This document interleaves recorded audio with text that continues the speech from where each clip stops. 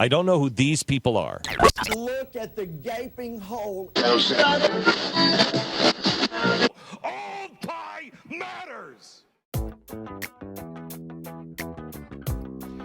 All right, Matthew, today is September 16th, 2016, and this is another exciting episode of Redirect Immigration Law Perspectives. Oh, I thought you were about to say something different because you said exciting. I'm like, oh Yeah. shit, are we actually on someone else's show? It was confusing, I'll admit. Matthew, Steven, let's not talk about Trump anymore. no. Let's Not talk at all. about Melania. It's time. Melania. Yeah, it's That's time. Melania Trump. You said let's not talk about Donald. Right, let's not talk about the Donald. We're going to talk about his wife. The Melania. It's time. Who's not from the Ukraine. No.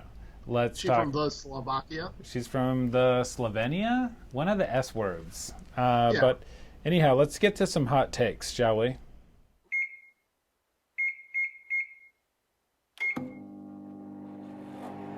Hot takes.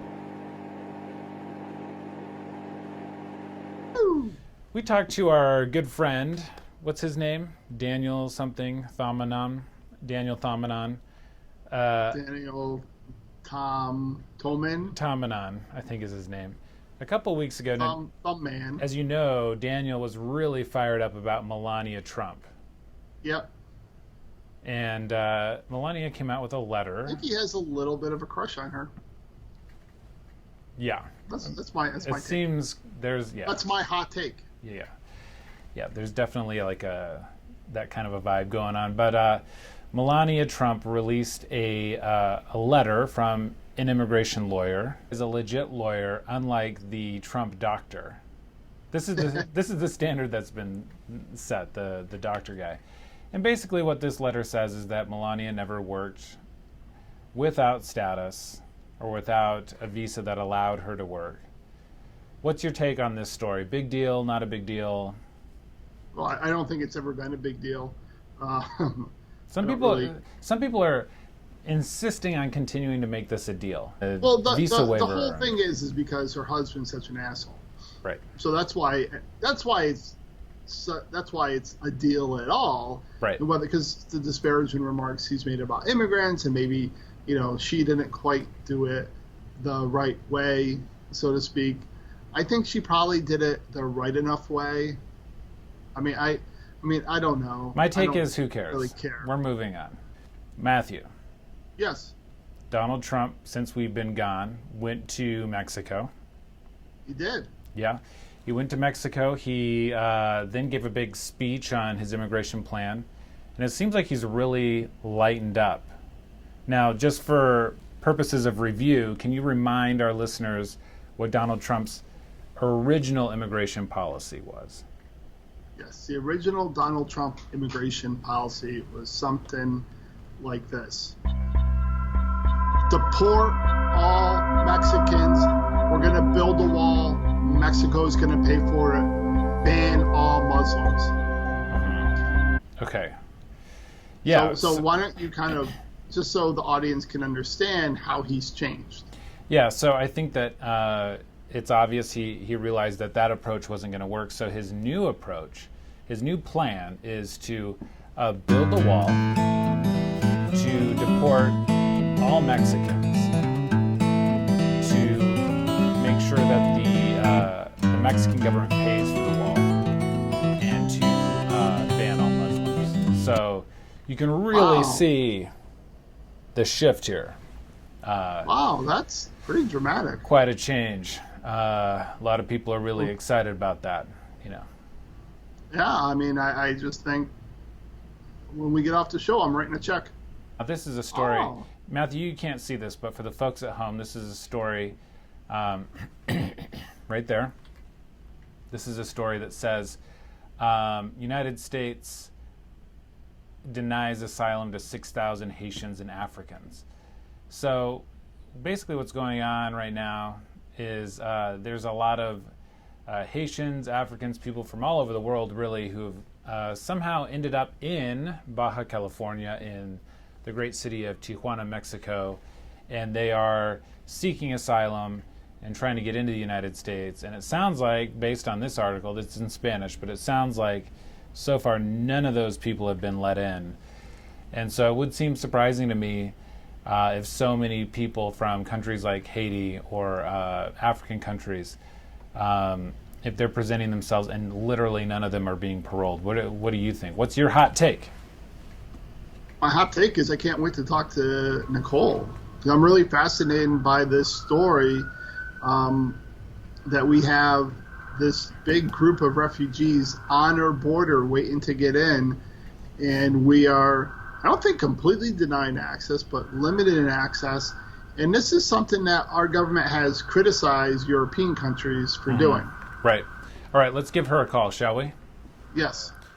We have on the phone, it's technically on the Skype, but Nicole Ramos. She's an immigration attorney who works near the border, takes a lot of asylum cases and those types of cases, and you're familiar with what's going on in the great city of Tijuana, Mexico. Nicole, how are you doing? I'm doing quite well, a little frustrated down here in Tijuana, but other than that, I'm doing quite well. Now, a couple days ago, we noticed there were some pretty dramatic pictures and videos being shared on Facebook of refugees or people seeking refuge in Tijuana. And I'm showing some of those pictures right now so people can see them. Matthew's pointing to them, even though he can't see them. Tell us a little bit about what's going on, because this is a story that is not getting any type of coverage at all. Well, since the last week of May, Tijuana has seen an unprecedented crush of refugees. The majority are coming from Haiti and Africa. However, we're also seeing lots of people coming from Armenia, Pakistan, Bengal, the Ukraine, other places that we're just not used to seeing coming through this port of entry. Mm-hmm. And they're coming hundreds by the day. And the shelter systems are not able to accommodate all the people that are coming at this point. So now we have people who are literally sleeping in the streets. CBP is refusing to process these people without them first getting an appointment ticket on the Mexican side. At first, those appointments were being handled through the shelter system. So asylum seekers were being told that they needed to go to a shelter, get on a list, and be processed through there. Midway through the summer. Nicole, does that include Mexican asylum seekers? At first, it was including Mexican asylum seekers. In fact, I helped a Mexican woman turn herself in June, and I had to take her to Casa Migrante, and she had to spend the night there in order to get on the list to be processed. However, recently that has now changed, and it has supposedly changed. We've been told that Mexican asylum seekers are not going to need to get a ticket, and that they can just walk up to the line. However, that remains to be determined whether CBP officers will respect this new rule, because often, for example, children, unaccompanied children, that rule is not supposed to apply to them. However, when I've brought unaccompanied children to the port of entry, they've told me that they need a ticket. So tomorrow I'm actually supposed to bring a Mexican woman down to the line, and so that we'll see what they tell me then. So this is pretty common, right? All over the world, people getting tickets for asylum. I think that's Nicole, this reminds me of what we were complaining about with the European nations like Hungary, trying to keep people from crossing into their land or whatnot to impede refugees. From your experience, 'cause I know you have a lot of experience down there, is this something new? It is something new. I have not seen this ticket system until it was instituted in May. And the problem with this is that they're only issuing 50 tickets a day. So you can imagine, with all the people that are coming, how desperate people are becoming. And, people are arguing, they're fighting in the line while they're trying to get tickets. They're waiting out with their families all night, sleeping in the streets. Any estimate as how many people? I don't think there's an accurate estimate. I know the shelters are full, and so that's at least several hundred right there. Plus, there's at least several hundred sleeping in the streets. Some of them who do have funds are able to get cheap motels to put their families in. But the city, there's thousands in the city right now. So for those of us who are fairly ignorant when it comes to border geography, what is special about Tijuana? If I'm a Ukrainian who's seeking asylum and trying to get into the United States to present a case, why wouldn't I go to Nogales or to to Ciudad Juarez or some other place? Can you give us any insight into why this is happening there? I believe people are coming to San Isidro because it's seen as a port of entry that either paroles families in more quickly, or maybe they spend a few days in detention, whereas families that are coming across through the Arizona and Texas ports, those are being sent to the family detention centers. And so people feel like they have a better chance of being released, to friends or family that they have in the United States if they come through San Isidro, which is out of the way for most of them, but it does have a higher parole rate. Now, Nicole, do you know if other ports of entry are seeing the same thing? I don't. I've heard unconfirmed reports that they may be doing this ticket system in Mexicali, but I don't know, and that's about 3 hours from me, so I don't really work with anyone in that port or know any of the NGOs. Now, a couple of years ago, a friend of the show, what's his name? The former governor of Rick Perry. Rick Perry was trying to scare some people into being afraid of the border and the need for border security. And he mentioned that they had recently apprehended some Ukrainian individuals in the desert, the Texas desert. And so it seems to me that, Matthew and I read this story and we see these photos and we tend to be fairly sympathetic. But there are a lot of American eyes that are going to see this story, and it's going to confirm a lot of the fears that they have about things that they've already heard, people from foreign countries, you said Pakistan. That's a scary sounding country for a lot of Americans. And so what would you say to people who see this and they say, oh, this is good, this is an example of border enforcement working? I think a lot of credit needs to be given to the asylum seekers who are attempting to go through the port of entry. They're attempting to follow the law and the processes that are laid out for them. The fact that there's so many that are trying to cross through the port of entry as opposed to going through the mountains or trying to hop the fence says people are trying to do the legally correct thing. And regarding folks' concerns, there's people that want to come from scary, Muslim-sounding countries, and, are they coming to do America harm? I think that people really need to recognize the attacks on U.S. interests. Those individuals came in on visas. That's a consular problem. That's not a border issue. Right. And now, because what we're told, though, is that the border is porous. So why don't these people just simply walk across like everyone else, according to, Donald Trump?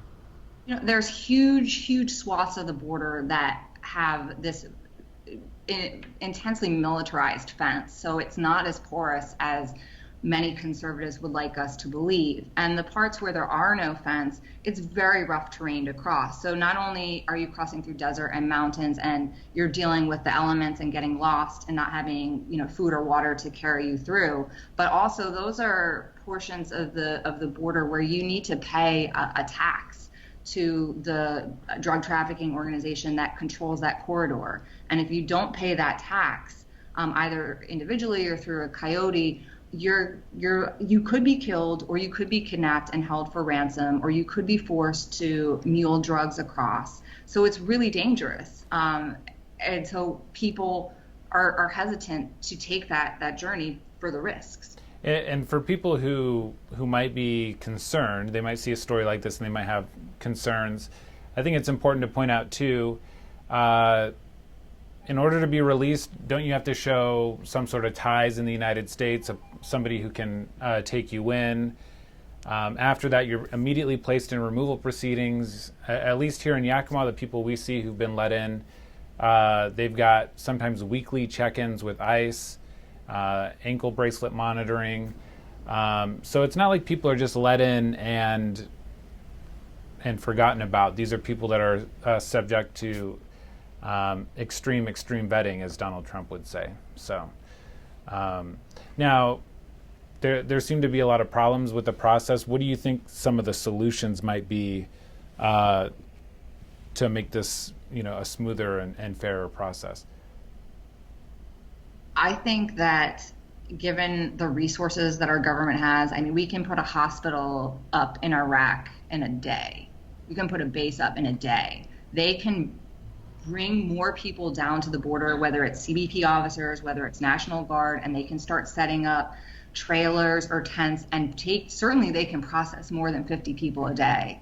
I cannot believe, or I cannot find credible that the agency cannot come up with other solutions to process people more quickly. The fact that there's this refugee crisis here in Tijuana is entirely the fault of CBP. I walk through the port of entry quite frequently, and it's not packed wall to wall. They are taking their sweet time to process people, and they're doing it in the hopes that people just give up. And just in the news, I was yesterday that someone sent me this article in the Mexican media.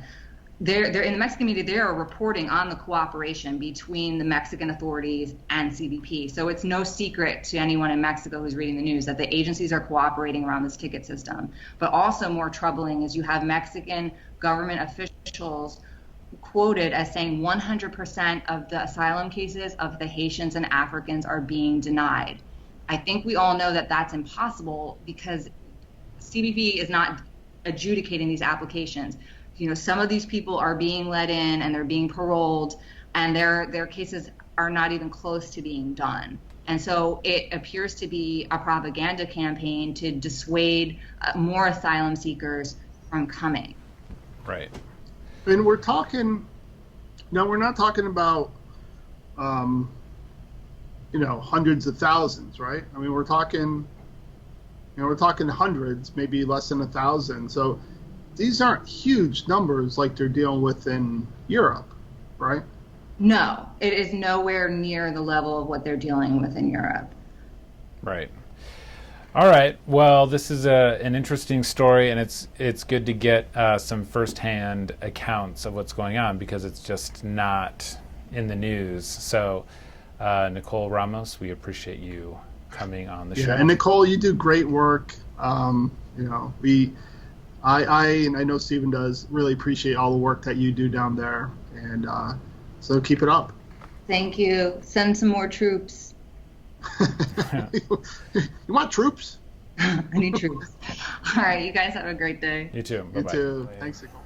Great interview, and Nicole is great.